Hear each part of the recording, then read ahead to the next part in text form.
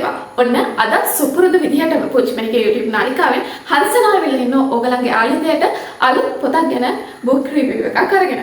thumbnail එකෙන් ඕගොල්ලෝ දැනටමත් දන්නවා අපි කතා කරන්න යන පොත මොකක්ද කියලා. ඒ නිසා වැඩි කාලයක් නැස්ති කරන්නේ නැතුව අපේ පොත ගැන review කරන්න යමු. අද අපි කතා කරන්න යන්නේ නන්දන කියන ලේඛකයා මාධ්‍යවේදියා සහ පුවත්පත් වාර්තාකරුවා විසින් ලියන ලද බටලන්දට ගිනි තැබුවමු කියන වාර්තාමය ගවේෂණාත්මක පොත ගැන. අද ලංකාව ඇතුලේ පවතින දේශපාලන වාතාවරණයත් එක්ක මේ පොත ගැන ගොඩක් අය කතා වුණානේ. දැන් එතකොට මේ පොතේ මොකක්ද තියෙන්නේ කියලා කුතුහලයක් හැමෝම හිත ඇතුලේ තියෙනවා. මෙන්න මේ හේතුව හින්දා තමයි පොත් ගණනාවක් රිවිව් කරන්න තියෙද්දි මේ පොත මුලින්ම රිවිව් කරනවා කියලා හිතුවේ කීප දෙනෙක්ම හදු නිසා. මේ පොතේ ගවේෂණාත්මක වාර්තාමය පොතක් විදිහට අප අතර පතුරන් මුලින්ම මේ පොත අප අතර එන්න තිබිලා තියෙන්නේ වාර්තාමය චිත්‍රපටයක් විදිහට. නමුත් යාපනය සම්බන්ධ වීඩියෝ කිහිපයක් අස්ථානගත වීම නිසා ඒක මගින් නැවතිලා මේ පොත ලියන්න පෙළඹුණා කියලා හැඳින්වීමේදී අපිට සඳහන් කරලා තියෙනවා. ඒ වගේම මේ පොත ඒ වාර්තාමය චිත්‍රපටය කරන්න ගිය වෙලාවේ සිදුවෙච්ච අපහසුතාවය ගැන රාවය කියන පුවත්පතේ වෙනම ලිපියකින් සඳහනක් කරලා තියෙනවා කියලා ඒකේ සඳහන් කරලා තියෙනවා. මේ බටලන්දට ගිනි තැබුවමු කියන පොත ඇතුලේ තියෙන මොනවද? විශේෂයෙන්ම කිව්වොත් මේ පොත දේශපාලනමය පොතක් කියලා අපිට තේරෙනවානේ. මේ වටේ වෙන දේවල් රට ඇතුලේ වෙන දේවල් දේශපාලනයත් එක්ක කතා කරනකොට මේ පොත ගැන කියවනකොට දේශපාලනය ගැන තමයි මේ පොතේ කියවෙන්නේ. හැබැයි මේ පොතේ දේශපාලනය ගැන කියවනවා කිව්වට ඊට වැඩිය අපරාධ ගැන කියවනවා කියනවාට කියන්න හඳුන්වන්න මම කැමතියි. ඒක මගේ අදහස.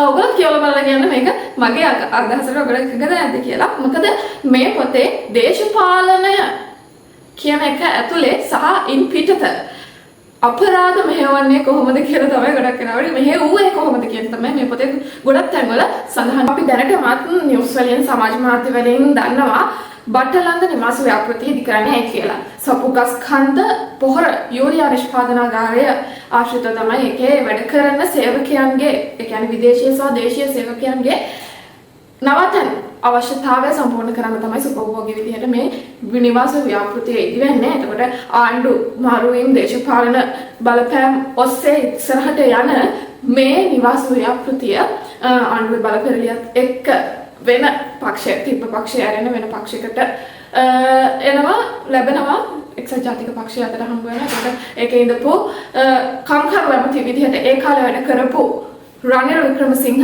යටතේ යම් වෙනස්කම් වලට ලක් වෙනවා. ඒ වෙනස්කම් යටතේ තමයි මේ බටලන්ද නිවාස ව්‍යාපෘතිය වෙනම මාර්ගයක යන්නේ කියලා තමයි මේ පොතේ සඳහන් කරන්නේ. ගවේෂණාත්මක වාර්තාමය පොතක් හින්දා අපිට මේකේ තියෙන දේවල් බැහැර කරන්න බෑ.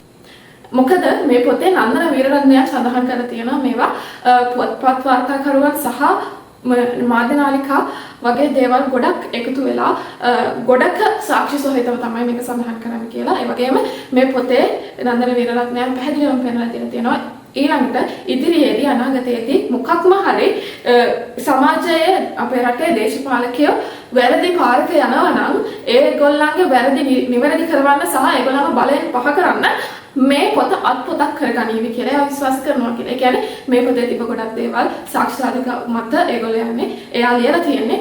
ඒක හින්දා අපිට බැහැර කරන්න බෑ කියලා තමයි මට නම් හිතෙන්නේ. ඒ වගේම මේ දේශපාලනය සම්බන්ධ ඒ කාලේ තිබ්බ 88 89 කැරල සම්බන්ධව වැඩ කරගෙන යනකොට ඒකට සම්බන්ධ වෙච්ච විවිධ කණ්ඩායම් විවිධ ආයතන ඒවට සම්බන්ධ වෙච්ච ආකාරය කොහොමද මේ ක්‍රියාවලියෙන් ඉස්සරහට ගියේ වගේ දේවල් මේ පොතේ පැහැදිලිව සඳහන් වෙලා තියෙනවා.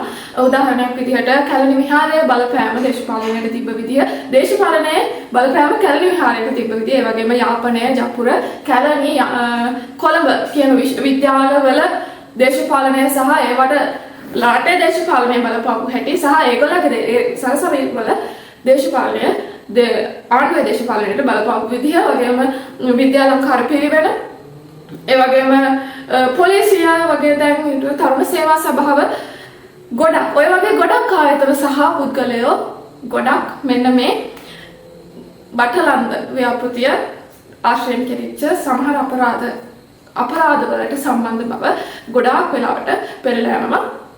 මේ පොතත් එක ගත්තාම මේ පොත කියවගෙන යනකොට අපිට ඒක තේරෙනවා. ඒ වගේම කොහොමද මේ සම්බන්ධයෙන් නඩු විභාග කෙරුණේ? ඒ වගේම මේවට සම්බන්ධ වෙච්ච අපරාධ කල්ලි ප්‍රා කියනවා, බ්ලැක් කැට්ස් කියනවා, යෙලෝ කැට්ස් කියනවා. ඒ වගේ සංවිධාන කොහොමද මේවට සම්බන්ධ වුනේ? මොන දේශපාලකයෝද මේකට සම්බන්ධ වුනේ? මොන අමාත්‍යාංශ යටතේද මේකට සම්බන්ධ වුනේ? ඒ වගේම මර නායකයෝ කවුද තියාගෙන හිටියේ තමන්ගේ හෙච්චය විදිහට, තමන්ගේ බොඩිගාඩ් විදිහට මර නායකයන්ව තියා පාතාල නායකයන්ව තියාගත්තේ කවුද? ඒ වගේම අද වෙනකොට ඒගොල්ලෝ පැවතෙන්නේ කොහොමද? ඒගොල්ලන්ගේ මඩිය තර කරගන්නේ කොහොමද? වගේ දේවල් මේ පොතේ ලස්සනට පෙන්නලා දීලා තියෙනවා. සාක්ෂි සහිතව පෙන්නලා දීලා තියෙනවා කියලා කිව්වොත් මම හරියටම හරි. ඒ වගේම ලංකාවේ පාතාල කල්ලි සම්බන්ධයෙන් විස්තරාත්මකව මේ පොතේ යම් තැන්වලදී සඳහන් කරනවා. ඒ වගේම ලංකාවේ දේශපාලනය පෞල් පාලනය විදිහට ගෙලගෙන ඉස්සරහට ගෙන ගියේ කොහොමද? ඒගොල්ලෝ මේ පෞල් පාලනය දිගටම පවත්වා ගන්න උත්සාහය දරුවේ කොහොමද වගේ දේවල් මෙන්න මේ පොතේ සඳහන් වෙනවා. ඒ වගේම කතා කරන්න දෙයක් නැහැ. හැමෝම දන්නවා මේ පොත ගොඩක් කතා වෙන්න බටලන්ද වදකාගාරය සම්බන්ධ කියලා. වදකාගාරය කියද්දිම මතක් වෙනවා අපිට වද දීලා කියලා තියෙන්නේ. ඒ නිසා මේ පොතේ පැහැදිලිව පෙන්නලා තියෙනවා දේශපාලන සිරකරුවන්ට, දේශපාලන තරගකාරයන්ගේ පුතුන්ට සහ තරුණ අරගලකාරී දේශප්‍රේමී තරුණයන්ට, තරුණියන්ට මේ බටලන්ද ඇතුලේ, බටගංග වදකාගාරය ඇතුලේ කොහොමද වද දුන්නේ? වෛද්‍යවරුන්ගේ සාක්ෂි, ඒ වගේම මාධ්‍යකාරවන්ගේ සාක්ෂි, ඒ වගේ දේවල් ගොඩාක් මෙන්න මේ පොත ඇතුලේ ඇතුළත් වෙනවා. ලංකාවේ දේශපාලනය ගැන, අතීත කාලීන දේශපාලනය ගැන, අතීත කාලීන කියවම ගොඩාක් අතීතයේ නෙමෙයි 88 89 කියන්නේ ලොකු අතීතයක් නැහැ.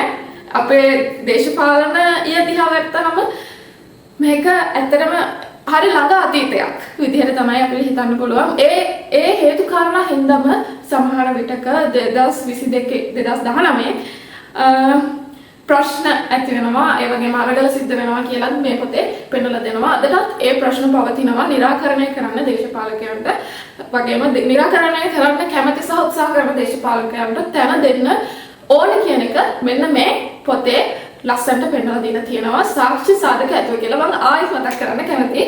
ඇත්තටම පොත රස විඳ කියලා කියන්න බෑ. ඇත්තටම හරියම සංවේදනක සිද්ධි රාශියක් ඇතුළත් වෙන පොත.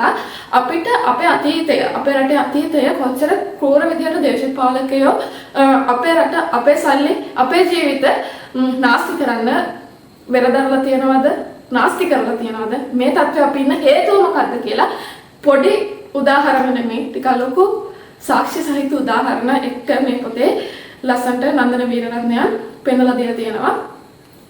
මේ පොත කියවලා බලනකොට ඔයගලන්ට මට හිතන දේවල්ම, මට හිතුන දේවල්ම හිතේද කියලා බලන්න. කියලා තියන අය ඉන්නවනම් දැන් තමයි අපිට පහලින් කමෙන්ට් කරගෙන යන්න ඔයගේ අදහස. ඒ වගේම ඔයාලට ආරාධනා කරනවා මේ වගේ පොත් ගැන විස්තර රිවිව්ස් ඉස්සරහට දැනගන්න ඕනේ නම් අපිව දැම්මම subscribe කියලා තියාගන්න. ඒ වගේම මේ වගේ පොත් තියෙනවා නම් ඔයගොල්ලෝ රිවිව් එක බලාපොරොත්තු වෙන්න. ඒක ගැන අපිට දැනුවත් කරලා තියන්න.